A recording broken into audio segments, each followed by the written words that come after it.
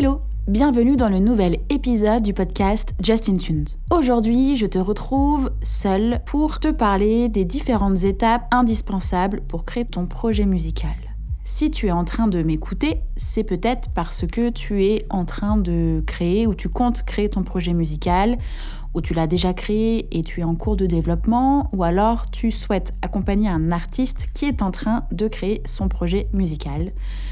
Et pour toutes ces raisons, tu souhaites le faire de manière professionnelle et efficace. Tu es peut-être en plus un peu perdu dans la jungle de l'industrie musicale, alors si sur toutes ces possibilités, il y en a au moins une où tu te sens concerné, cet épisode du podcast est pour toi. Je vais te guider pas à pas dans la création de ton projet musical en 5 étapes. Est-ce que tu es prêt ? Bonne écoute ! La toute première étape, et sans doute la plus importante, c'est définir les objectifs de ton projet musical. Alors c'est vrai que c'est une notion, ou en tout cas quelque chose dont j'ai déjà parlé dans les autres épisodes, soit toute seule, soit aussi avec les invités. Mais comme tu le sais, aujourd'hui, c'est très facile de donner vie à tes compositions en ayant accès à des logiciels de MAO. Et il est encore plus facile de distribuer ta musique sur Internet et sur les réseaux sociaux. Mais lorsque tu souhaites aller plus loin dans la musique et donc professionnaliser ton projet, il est alors indispensable de connaître les objectifs que tu vises. Il y a donc, encore une fois, des questions à te poser pour les définir, ces objectifs. À toi de vraiment savoir ce que tu veux faire de ta musique et où tu veux aller. C'est vraiment indispensable de définir les étapes de ton projet pour les atteindre et les franchir. Surtout, il faut que tes objectifs aient des étapes et que ces étapes soient réalisables avec tes moyens humains, techniques et tes moyens financiers. Pour t'aider à déterminer tes objectifs, on va aborder la méthode SMART. Alors, les objectifs et indicateurs SMART sont utilisés dans différents domaines dont le marketing, le management ou encore la gestion de projet. Ils permettent de décrire les objectifs que l'on veut exprimer de façon la plus claire, la plus simple à comprendre et pour lesquels les résultats sont réalisables. Donc SMART signifie S comme spécifique, M comme mesurable, A comme atteignable, acceptable ou ambitieux, R comme réaliste et T comme temporel. On va commencer avec le S comme spécifique, ce qui veut dire qu'est-ce que tu veux faire. Par exemple, je veux faire de la scène, je veux enregistrer mon EP et le distribuer en étant indépendant, je veux enregistrer mon album et démarcher des majors, je veux rassembler un public autour de ma musique, je veux gagner de la visibilité sur Internet et les réseaux sociaux, etc. Je te cite simplement des exemples. Il faut que ça te corresponde, toi, pour définir ton S, pour définir ce vers quoi tu veux aller. Il faut vraiment que tu répondes à la question « Qu'est-ce que tu veux faire ? Qu'est-ce que je veux faire ?» Ensuite, il y a le M comme mesurable. Quelle métrique dois-je suivre pour évaluer la réalisation ? Est-ce que c'est le nombre de morceaux disponibles, donc terminés ? Est-ce que c'est le nombre de maquettes en cours ? Est-ce que c'est le nombre de fans autour de ton projet ? Est-ce que c'est le nombre de réponses positives à ta prospection ?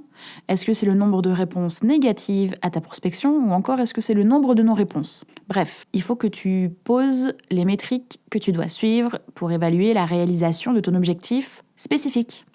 A comme atteignable, acceptable ou ambitieux. La question à se poser est: est-ce possible d'atteindre ces objectifs ? Est-ce motivant ? Oui, et pourquoi ? Non, et pourquoi ? Un objectif doit être atteignable pour favoriser la réussite. Il doit être acceptable et suffisamment grand pour être ambitieux et pour qu'il représente aussi un défi. Il faut surtout que ce soit motivant. Ensuite, il y a le R de réaliste. Est-ce que tu as les moyens humains, temporels et financiers ? Par exemple, en moyens humains, est-ce que tu es seul sur ton projet ? Est-ce que tu as des professionnels autour de toi ?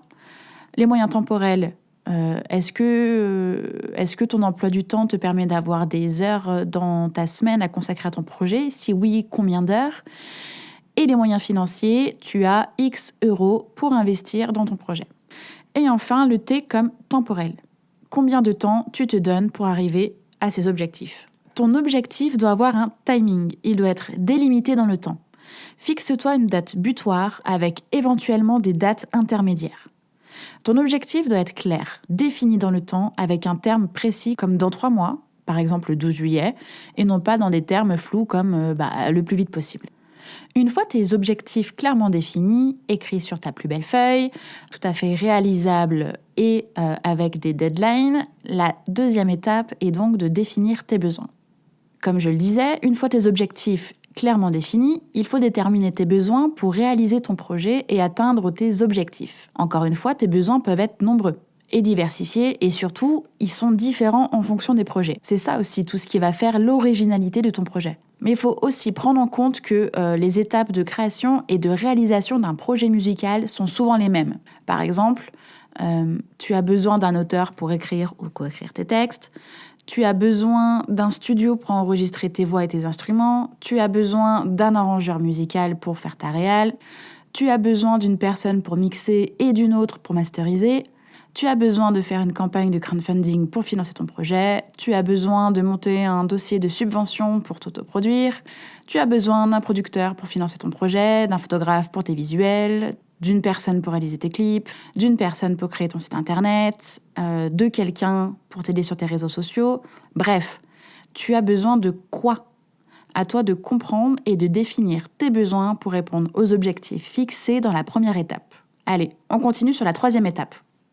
La troisième étape va être de définir ton univers et trouver la place de ton projet musical. Tu dois certainement avoir une idée de la musique que tu veux faire, et bien souvent, elle résulte de tes goûts musicaux et de ce qui te touche dans la musique. Ta vision, bien qu'elle soit bonne, doit s'y coller à tes objectifs que tu t'es fixés.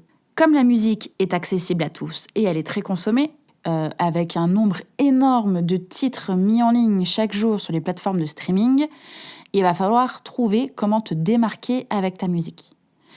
Comment tu vas proposer une musique originale tout en étant comprise et appréciée du public que tu vises. Ce qui va suivre risque de déplaire à plusieurs d'entre vous, parce que tu vas avoir l'impression que ta création ne va plus forcément être naturelle.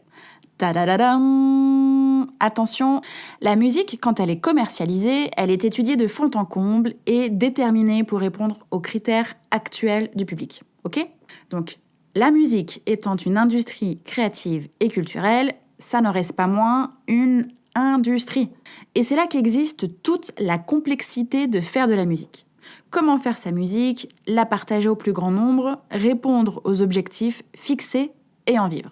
Et clairement, je ne suis pas là pour te donner la recette magique, parce que clairement, je ne l'ai pas, mais c'est plus pour t'inviter à réfléchir sur 4 points. Est-ce que ta musique peut convenir au public que tu vises ? Est-ce qu'elle est défendable sur scène ou en maison de disque ? Est-ce qu'elle répond au code actuel radiophonique ? Est-ce que ta musique peut avoir une place dans l'industrie musicale ? Même si c'est un public de niche, est-ce que tu peux avoir une place ? Une fois que tu as une vision clairvoyante de ton projet, il est temps de passer à la réalisation concrète de ta musique. Allez, on continue avec l'étape suivante. La 4e étape consiste à tout ce qui va toucher à la composition et aux arrangements de ton projet musical. L'étape de la composition est clairement la plus intéressante. Elle est le cœur de ton projet musical, mais c'est aussi l'étape la plus délicate. C'est ici que tu vas pouvoir faire ressortir qui tu es et tout ce que tu es émotionnellement et musicalement. Tu as clairement l'opportunité d'exprimer tout ce que tu veux. Mais, encore une fois, il y a un « mais », désolé, il ne faut pas oublier que pour présenter ton projet de manière professionnelle, il doit avoir le format adapté à l'objectif visé. C'est bien là que tout se complique. On tourne encore autour des questions. Quel est le style de musique qui me plaît ? Comment est-ce que j'imagine mon projet ? Et les questions vues précédemment. On parle aussi des sonorités. Et c'est là qu'entre en jeu l'arrangeur. L'arrangeur intervient lorsque la composition est faite. Son rôle et son but, ça va être d'améliorer ta composition et de lui donner la couleur finale. En gros, il intensifie l'univers artistique souhaité pour répondre à ton objectif. La dernière étape, et pas la moindre, c'est mettre en avant ton univers artistique par ton identité visuelle. Ton identité visuelle, elle doit transpirer ton univers musical. Elle doit refléter exactement ce que tu es, ce que tu dis, ce que tu veux montrer de toi et de ta musique. Ta musique parle d'elle-même, mais tu dois aussi parler pour elle. Personne n'attend personne jusqu'à ce que quelqu'un le découvre. Alors il faut te montrer et te faire remarquer correctement pour les bonnes choses et de la meilleure manière possible. Ton identité visuelle va donc regrouper énormément de choses. Elle regroupe ta tenue vestimentaire, qui n'est pas forcément un costume de folie, mais qui doit te ressembler.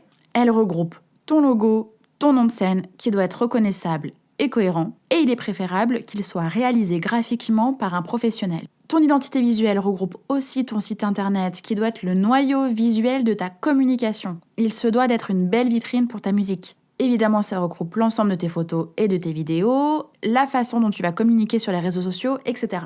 Tout cet ensemble doit être réfléchi, construit en cohérence avec ta musique. Pour conclure, ton univers artistique doit être reconnaissable par ta musique et identifiable par ton image. Ton projet est unique sur une place où d'autres nombreux projets uniques aussi s'agitent. Il faut être originaux et naturels. Il faut évidemment s'amuser et faire du bon son. Essaye vraiment de t'entourer de professionnels compétents pour t'aider à atteindre tes objectifs. Et surtout, démarque-toi avec du style. Voilà. Je sais que cet épisode est encore une fois que les notions que j'aborde ne sont pas hyper simples à digérer immédiatement. N'hésite pas à réécouter l'épisode, à prendre des notes et aussi à me poser des questions si tu as besoin de compléments ou d'un retour tout simplement sur ton projet, ce sera avec plaisir. Et voilà, c'est tout pour aujourd'hui. Salut! J'espère que cet épisode vous a plu. N'hésitez pas à partager le podcast à une personne qui souhaite se lancer dans l'industrie musicale. Si vous aimez le podcast et son contenu et que vous souhaitez me soutenir, rien de plus simple. Il suffit de commenter, de mettre des pouces en l'air, de me donner des étoiles sur Apple Podcasts, de suivre les réseaux sociaux du podcast et de vous y abonner sur Facebook, Instagram et Twitter au nom de Just In Tuned. Si vous avez des questions, si vous avez des idées pour les prochains épisodes, n'hésitez pas à me laisser votre message en commentaire ou alors directement sur l'adresse mail hello@justintunes.com. Merci d'avoir pris le temps de m'écouter et à très vite pour le prochain épisode du podcast Just In Tuned.